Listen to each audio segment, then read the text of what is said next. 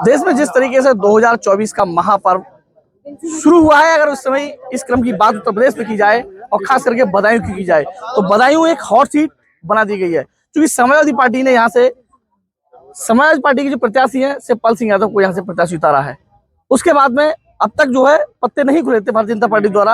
अब यहाँ पे भारतीय जनता पार्टी के प्रत्याशी दुर्विजय साख को बनाया गया। दोनों में यहाँ पर किस तरीके का जनसंवाद, जो कि भारतीय जनता पार्टी की बात की जाए, शिवपाल जी की बात की जाए, सब लोग लगे हुए हैं। कल जो है रोड शो कहीं ना कहीं भारतीय जनता पार्टी के प्रत्याशी दुर्विजय जी का निकला है और आज शिवपाल जी स्वयं जनसंवाद के लिए तमाम उन लोगों के पास पहुंच रहे हैं। मेरे साथ में शिवपाल सिंह यादव मौजूद हैं।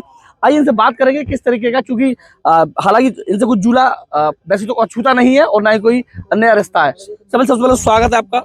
धन्यवाद। मैं पूछना चाहूंगा, चूंकि आप काफी अरसे बाद बदायूं में दिखे हैं और लोगों के बीच जा रहे हैं, किस तरीके का रुझान देखने को मिल रहा है, चूंकि भारतीय जनता पार्टी की सरकार चल रही है? देखिए, ये समाजवादी पार्टी के पक्ष में पूरा माहौल है। आप देख ही सब लोग चल ही रहे हो, कई दिनों से चल रहे हो। जनता देखिए भारतीय जनता पार्टी के शासन से नाराज हो चुकी है। भारतीय जनता पार्टी ने जो भी वादे किए, जो भी कहा, उसका ठीक उल्टा कोई काम किया नहीं है। महंगाई, बेरोजगारी, भ्रष्टाचार चरम सीमा पर बढ़ा है। बिजली गांव में आती नहीं, इसकी वजह से सब लोग परेशान हैं। तो सब ने तय किया है कि हम समाजवादी पार्टी की सरकार बनवाएंगे, समाजवादी पार्टी को वोट करेंगे। पिछली बार भी सरकार उनकी थी, तमाम आप लोगों ने उपलब्धियां गिनाई, लेकिन कोई काम नहीं आई। अब उन चीजों को लेकर किस तरीके से उनका विस्तार करें, क्योंकि इनके बूथ से लेकर पन्ना प्रमुख और तमाम वो चीजें हैं जो घर घर तक जन तक पहुंचाई जा रही हैं। आपके पार्टी के कार्यकर्ता किस तरीके से अब तैयारी करें, क्योंकि सर पे बिल्कुल चुनाव आ चुका है, 7 मई को बदायूं में चुनाव होना है और अब तक जो प्रत्याशी था वो अभी क्लियर नहीं हुआ, तब दुर्विजय जी को यहाँ से प्रत्याशी बना दिया गया। वहीं दूसरी तरफ अगर बात की जाए तो धर्मेंद्र यादव आपकी तरफ से अब यहाँ पे कन्वेंसिंग के लिए आएंगे और आपके चुनाव प्रचार यहाँ पे करेंगे।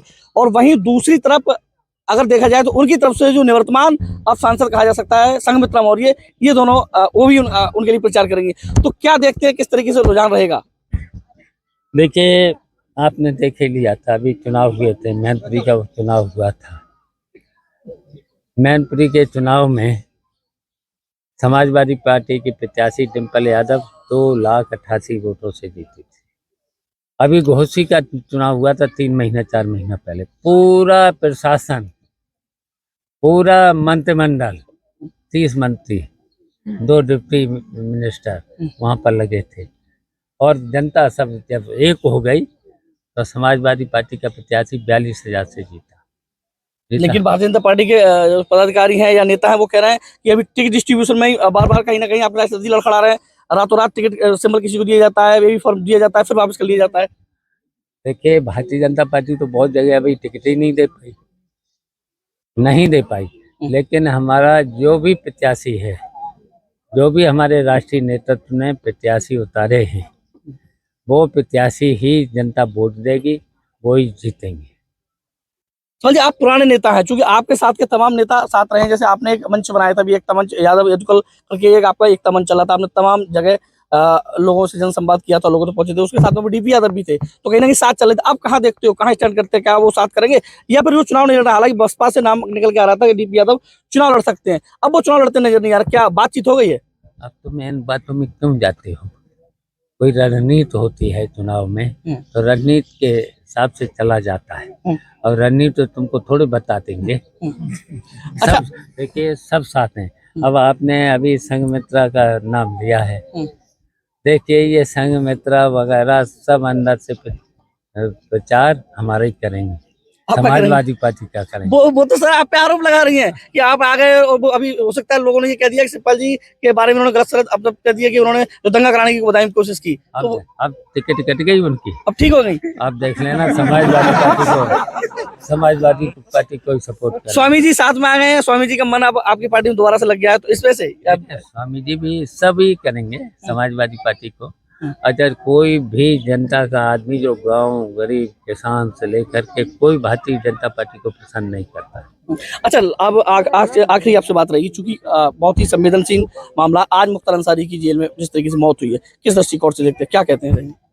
देखिए, उस परिवार से हमारे राजनीतिक संबंध रहे और ये जो मौत हुई है संदेह के घेरे में है, तो इसे न्यायालय तुरंत इस पर संज्ञान लेना चाहिए और जहाँ तक देखिए उनके बेटे को डीएम को चाहिए था तुरंत उसे छूट देनी चाहिए था, वो जनाजा में शामिल हो ले। सुप्रीम कोर्ट के लास्ट क्वेश्चन में रहेगा, सुप्रीम कोर्ट के जिस तरीके से लगातार कड़ा रुख अपनाए हुए है और सरकार कहीं ना कहीं गिरती हुई नजर आ रही है। इलेक्ट्रॉनिक बॉन्ड की जब बात की जा रही थी तो जो ब्यौरा मांगा जा रहा है वो देने को तैयार नहीं हो रहे हैं। देखिए बेईमान सरकार है। इलेक्ट्रॉनिक बॉन्ड जो है अगर मान लो उन्हें मिलेगा तो चंदा कोई देगा और दूसरे लोगों को तो फिर ईडी सीबीआई की जांच हो जाएगी। अच्छा, तो ये बेईमान लोग हैं भारतीय जनता पार्टी के, कहते कुछ और करते कुछ और। किस जीत का कितना मार्जिन मान के चलना है? क्योंकि आप एक अब बहुत बड़े नेता हैं, तो आप क्या जीत का मार्जिन मान के चलना है? एक तरफा चुनाव चलेगा, एक तरफा। एक तरफा तो चुनाव ये चलेगा। सवाल जी पूरा एक तरीके से मानना है कि इस तरफा चलते